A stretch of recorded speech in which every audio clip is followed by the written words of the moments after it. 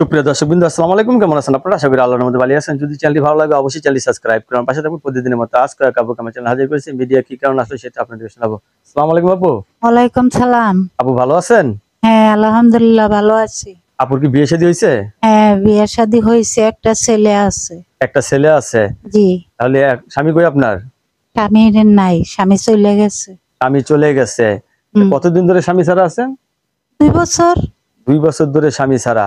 এখন কি বিয়ে শাদী বসবেন?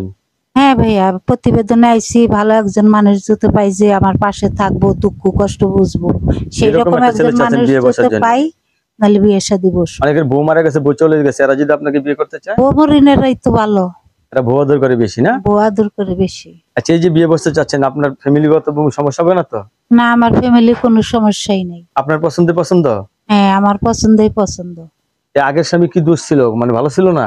আগে ভালো ছিল না, গাঁজা খাইতো, মদ খাইতো, এখন নেশা পান করতো। এখন সিঙ্গেল আছেন, ভালো আছেন না? হ্যাঁ, সিঙ্গেল আছি, ভালো আছি, একটা ছেলে দর্শক, আছে। এই আপুর সাথে কথা বললাম। আপুর একজন ছেলে আছে। আপুর আগের স্বামীর সাথে ডিভোর্স হয়ে গেছে, নতুন করে সংসার করতে চাচ্ছে।